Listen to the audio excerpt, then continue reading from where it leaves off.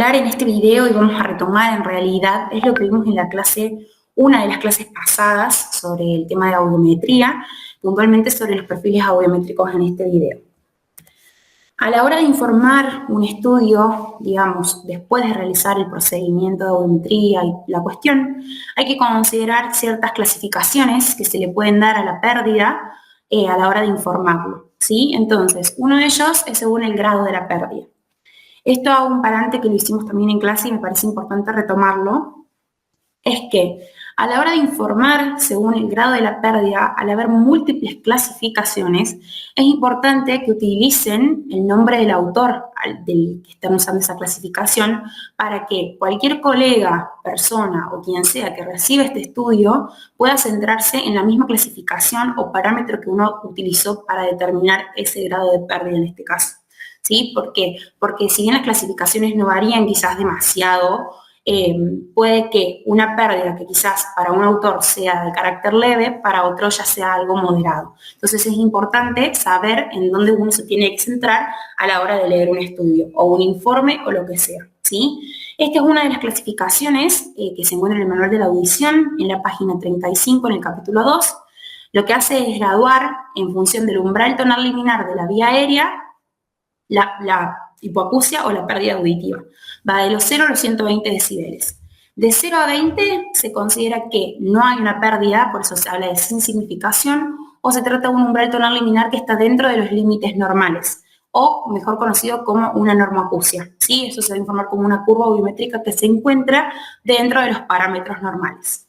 A partir de acá, digamos, vamos a contemplar no 20, porque 20 ya es algo que se trata que no hay una pérdida. Vamos a contemplar de 21 a 40, ya vamos a hablar de un descenso del umbral tonal liminar que va a ser leve o ligero, ¿sí? A partir de este parámetro volvemos a hacer más 1, 41 a 60, hablamos de una hipoacusia moderada, de 61 a 80 severa y a partir de 81 hablamos de una hipoacusia profunda, hasta los 120 decibeles. Para determinar esta pérdida, y nos vamos a ir a un gráfico, vamos a utilizar este gráfico de una hipoacusia neurosensorial para considerar o ver cómo informarlo. Entonces, según esta pérdida, no contempla promedios, depende del autor, pero esta no puntualmente, y lo que se va a hablar es de la predominancia. Cuando hablo de predominancia es en función de estas frecuencias para la vía aérea. Por ejemplo, para el oído derecho, lo que vamos a hacer es contemplar en cuál rango que le corresponde, leve, moderado, severo, profundo, hay más que se encuentran dentro de él. Por ejemplo, desde la 125 hasta el umbral de la vía aérea de la 1000, nos encontramos en un rango que es leve, ¿sí? Por lo tanto, decimos que lo que predomina en estas 7 frecuencias que tomamos de la vía aérea es un grado leve. Y acá tenemos un grado que ya es moderado para la frecuencia 2000, 4000 y 8000, ¿sí?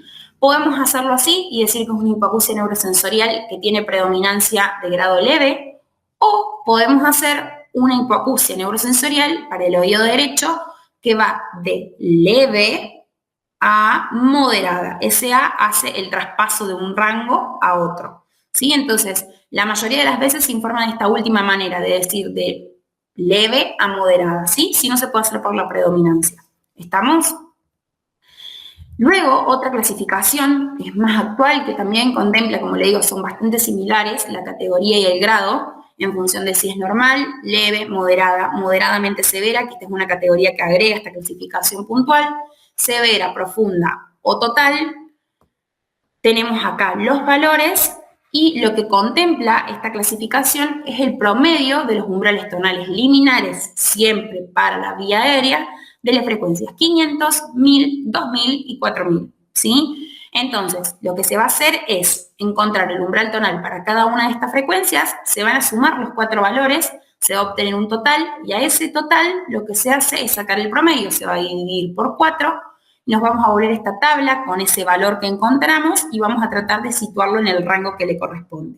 En función de eso nos vamos a ir a la categoría o grado para determinar si es leve, moderada, severa, profunda, ¿sí? Volviendo al gráfico anterior, en este caso lo que vamos a hacer es lo siguiente. Vamos de vuelta para el oído derecho, la vía aérea siempre. Vamos a contemplar para la 500 el umbral de 35, para la 1000 el umbral de 40, para la 2000 el umbral de 50 y para la 4000 el umbral de 60. se hace la suma, que nos da 185, y a ese valor 185 se lo divide por 4, que es la cantidad de frecuencias que se contemplan para ese promedio, ¿sí? Y nos da 46,25. Entonces, volvemos al cuadrito y vamos a buscar el rango. En este caso, para esa pérdida, tenemos una categoría o grado que es moderada, ¿sí? Porque es 46,25, ¿sí? Está dentro de este rango que establece esta categoría puntual. Y así para cada una de las pérdidas que podemos tener. Otra de las clasificaciones es según el momento de instalación. Esto va a ir muy de la mano con lo que es el proceso de adquisición del lenguaje. Entonces, vamos a establecer la clasificación prelingual, perilingual o poslingual. Las prelinguales es cuando la hipoacusia se estableció antes de los 2 años de vida y las habilidades que se estaban adquiriendo se pierden o no se desarrollan por la afección. ¿Sí? Entonces, eso es importante. Obviamente que el pronóstico va a depender de la intervención, del equipamiento y muchos factores, pero se va a considerar prelingual porque se dio antes de los 2 años de vida. Perilingual es cuando la hipoacusia se estableció entre los 2 y los 5 años de vida y puede afectar el desarrollo de estas habilidades lingüísticas. Pero hay una salvedad. Como muchas ya se fueron adquiriendo, lo que puede ocurrir es que se den conservaciones por la experiencia previa auditiva en este caso y que ante una intervención inmediata se pueda desarrollar normalmente o se continúe con el desarrollo del lenguaje. Y en el caso de la última clasificación, son las poslinguales, es cuando la hipoacusia se establece después de los 5 años de vida, donde ya se logró adquirir el lenguaje y no se van a perder las habilidades consolidadas. Hago otra salvedad en esta clasificación. Si bien por el tiempo corto que transcurre, que es hasta después de los 5 años de vida, se considera quizás más una clasificación para niños, los adultos que a lo mejor cursan con una pérdida ya de grandes, se va a considerar poslingual la pérdida, ¿sí? No solamente queda centrada o cerrada para los niños. Otra de las clasificaciones, y quizás la más conocida, es según el lugar de la lesión. Vamos a hablar de, para el caso de normalidad, de una normoacusia, y en el caso de una pérdida o una disminución de la audición, vamos a hablar de una hipoacusia. La normoacusia, hablamos de que todo está dentro de los parámetros normales, no hay afección en ninguna parte del órgano periférico y más allá, entonces se considera que están todos los valores dentro de la norma. La norma que vamos a contemplar va a ser de 20 decibeles por encima. Acá va a jugar una estrecha relación con la clasificación que vimos hace un rato sobre el grado de la pérdida. Entonces, siempre para determinar una normoacusia o una hipoacusia, lo que se va a comparar va a ser la vía aérea con la vía ósea del mismo oído, nunca un oído con otro. Entonces, por ejemplo, para el oído derecho vamos a contemplar la vía aérea, que son los circulitos en color rojo, y la vía ósea, que son los piquitos que se encuentran en esta disposición, y vamos a observar que están por encima de 20 decibeles y que se acompañan. ¿A qué hablo de acompañarse? Que no hay una distancia de 15 decibeles o más, que en este caso va a ser lo que se va a conocer como gap, ¿sí? Lo vamos a ver ahora en las hipoacusias conductivas. En una normoacusia no voy a encontrar un gap, ¿sí? La distancia a la que se van a acompañar es en el mismo umbral o el máximo de distancia permitido es de 10 decibeles, ¿sí? Para el oído izquierdo se observa lo mismo. Tenemos las crucecitas en color azul, la vía aérea está por encima de los 20 y una vía ósea que la acompaña a una distancia no mayor de 15, ¿sí? O sea, de 10. En el caso de, ya entrando a las hipoacusias, tenemos la hipoacusia conductiva, en donde la afección se encuentra a nivel del oído externo o el oído medio. Luego, lo que compone el oído interno y el nervio auditivo, hay una indemnidad, ¿sí? Entonces, esto nosotros lo vimos al momento de la clase traducido con los auriculares y la vía ósea. Al colocarle los auriculares al paciente y el sonido, al tener que empezar a atravesar, en este caso por el órgano de transmisión, que lo compone el externo y el oído medio, se encuentra con un impedimento que a la hora de traspasarlo al audiograma se va a traducir como mayor intensidad para continuar su recorrido, ¿sí? Por eso vamos a encontrar una vía aérea, fíjense que las dos son las vías aéreas, descendida, ¿sí? Ahora, al colocar la pastilla ósea, es decir, ir a mastoides y estimular directamente el oído interno salteando el oído externo y el medio, nos encontramos con una indemnidad que se traduce como esto reflejado en esto, ¿sí? Entonces se observa una vía aérea que está descendida y una vía ósea que está dentro de los parámetros normales. Y para considerarla como una hipoacusia conductiva pura, vamos a encontrar un gap, que el gap se va a traducir como la diferencia osteoaérea entre la vía aérea y la vía ósea, siempre contemplando que para determinar o no la existencia de gap se va a restar la vía aérea menos la vía ósea, porque la vía ósea nunca va a dar por debajo de la aérea, ¿sí? Entonces, hay en algunos casos, como en este puntual, que la diferencia es grande y uno a simple vista se da cuenta de que hay una existencia de gap. Puede pasar que se trate de una pérdida un poco más chata, en el sentido de que no hay mucha diferencia entre la vía aérea y la vía ósea, entonces ese cálculo del gap nos va a permitir establecer si se trata de una hipoacusia conductiva o no, ¿sí? Entonces, vía aérea descendida, vía ósea dentro de los parámetros normales, y vuelven a estar estos parámetros normales por encima de 20, ¿sí? Luego tenemos la hipoacusia neurosensorial, en donde la afección está en el oído interno o en el nervio auditivo. El oído externo medio no tiene ningún tipo de problema. Pero, digamos, el recorrido del sonido ocurre igual hasta que se encuentra con un impedimento. Hablo de auriculares para la vía aérea. Se va a traducir como una vía aérea que necesita mayor intensidad para pasar esa afección y continuar su recorrido. Entonces se va a traducir como una vía aérea que va a estar descendida. Ahora, a la hora de colocar la pastilla e ir directamente al oído interno, vamos a encontrar el mismo impedimento que teníamos cuando hicimos por vía aérea. Entonces, se va a traducir en el audiograma como una vía ósea que va a estar también descendida, acompañando a la vía aérea. Y acá es una salvedad súper importante, en la hipoacusia neurosensorial tampoco vamos a encontrar gap, ¿sí? Lo que vamos a encontrar es que las vías aéreas y óseas se acompañan o tienen una mínima diferencia, pero es de hasta 10 decibeles. Y recuerden que el valor para considerar la existencia de gap es de 15 decibeles o más. En las neurosensoriales no existe gap y el máximo es 10 decibeles, ¿sí? Ya más se considera gap. ¿Estamos? Vuelvo nuevamente por las dudas para que quede claro. Para determinar la presencia de gap es 15 decibeles o más.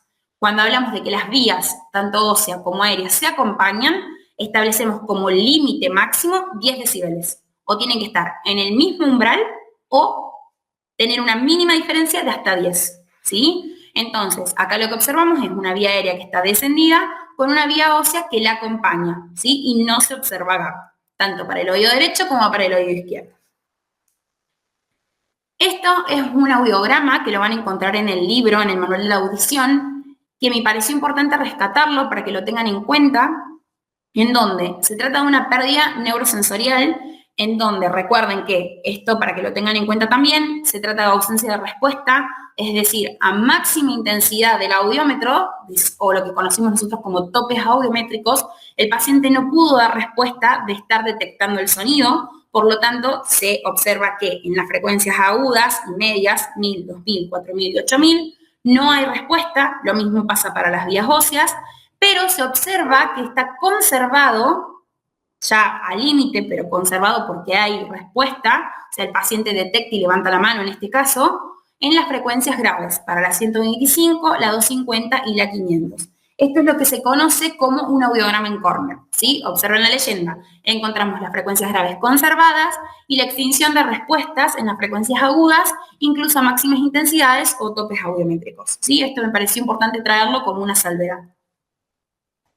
Y luego tenemos la última clasificación según el grado de según el tipo de lesión, ¿sí? O dónde se encuentra la lesión, mejor dicho, que es la hipoacusia mixta. En este caso es unilateral. La mixta lo que se considera es que la afección puede estar tanto en el oído externo o medio o en el oído interno o el nervio, ¿sí? En cualquiera de esas partes.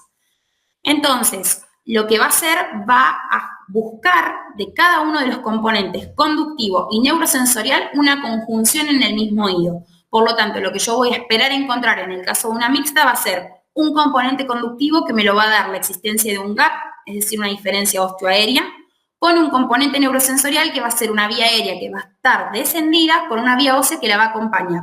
Sí, entonces, traduzco ahora más gráficamente. Tenemos acá, se observa una vía aérea que está descendida, ¿sí? Para el oído derecho, y una vía ósea que está marcada por los piquitos, que en este caso puntual para la frecuencia 250 y 500 está dentro de los parámetros normales. Por lo tanto, volviendo a lo anterior, considerando una vía aérea descendida y una vía ósea que está dentro de parámetros normales, hablamos de un componente conductivo, ¿sí? Ahora, una vía ósea que ya está descendida por debajo de 20 decibeles ya se considera como un componente neurosensorial. ¿Puede acompañarse de la existencia de gap? Sí, pero no va a ser un componente conductivo puro, en este caso de la mixta.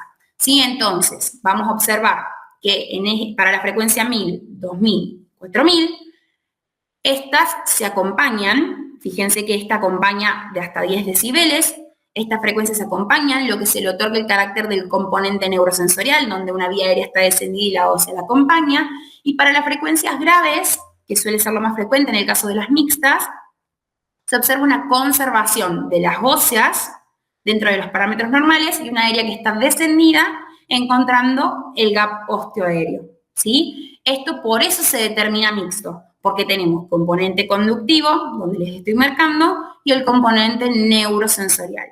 Siempre recuerden esta salvedad, que lo que se compara es la vía aérea con la vía ósea del mismo oído. No para determinar la existencia de una hipoacusia mixta comparo un oído y otro, sino que comparo vía aérea y vía ósea del mismo y busco la existencia de un componente conductivo y un componente neurosensorial, ¿sí?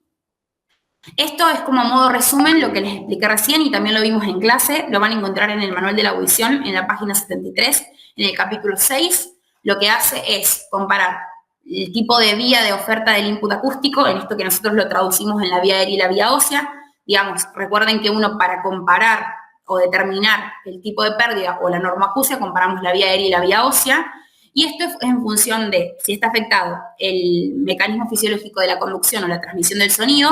Esto va a ser traducido en lo que es la afección en el oído externo o el medio, que se lo considera como el órgano de la transmisión o la parte que se dedica a la transmisión, el mecanismo sensorio neural o de recepción, que va a estar más centrado en lo que es el oído interno o el nervio, y el tipo de respuesta comparada a la hora de determinar y de comparar la vía aérea con la vía ósea para obtener el resultado. Entonces, hacemos como un repaso. En el caso de una normoacusia, siempre recuerden que el parámetro para determinar la normalidad va a ser de 20 decibeles por encima, va de la mano con el grado o la clasificación que vimos según el grado de la pérdida.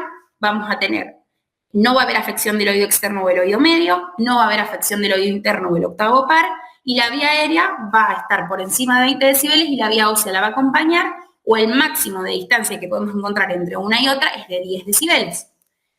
Ahora, en el caso de ya entrando a las pérdidas o a las hipoacusias, tenemos la conductiva, en donde vamos a encontrar una afección en el oído externo o en el oído medio. El oído interno o el octavo par o el nervio auditivo no va a tener afección, y vamos a encontrar una vía aérea que va a estar descendida y una vía ósea que va a estar dentro de los parámetros normales.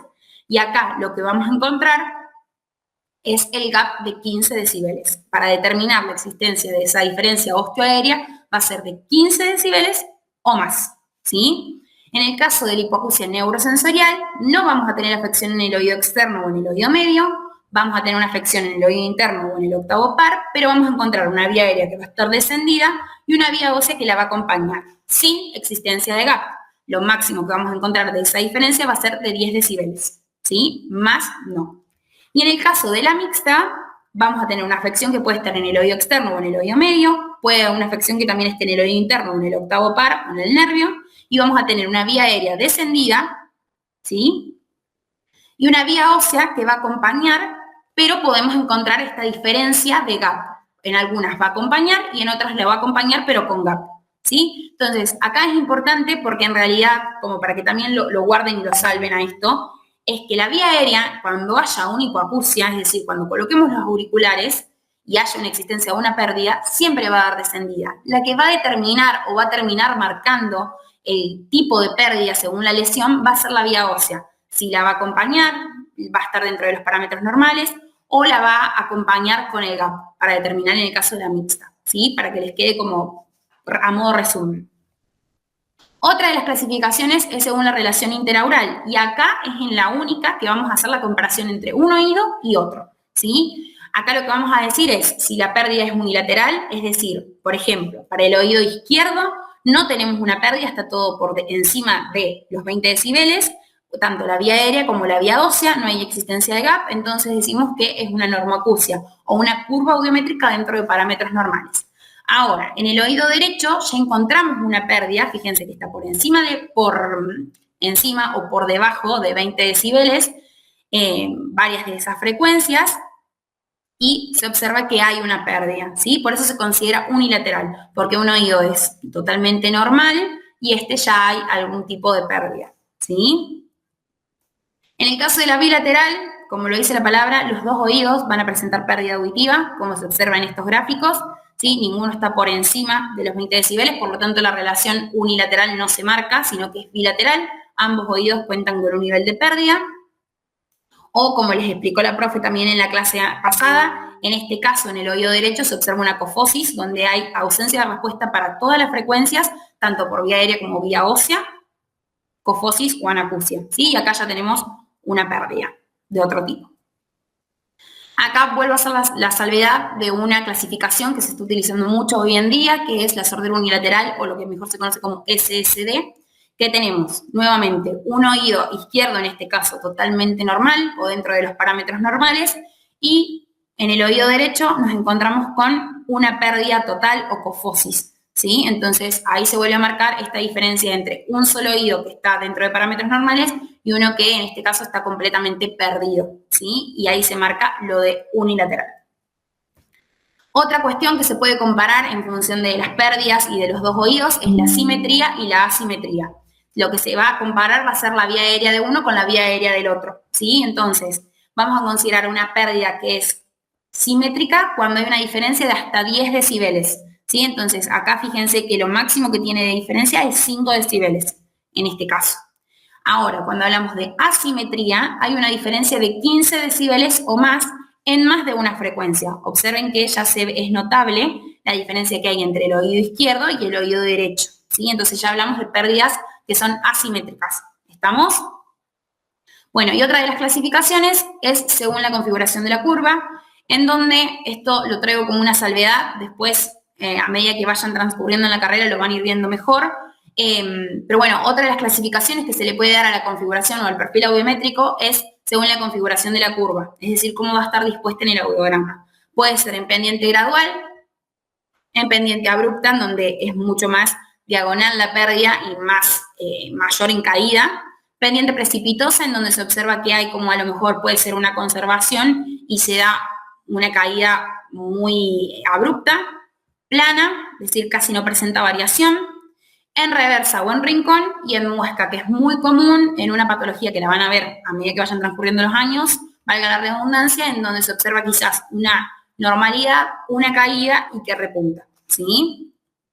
Bueno, y acá tienen las referencias bibliográficas por si alguno quiere seguir investigando y buscando.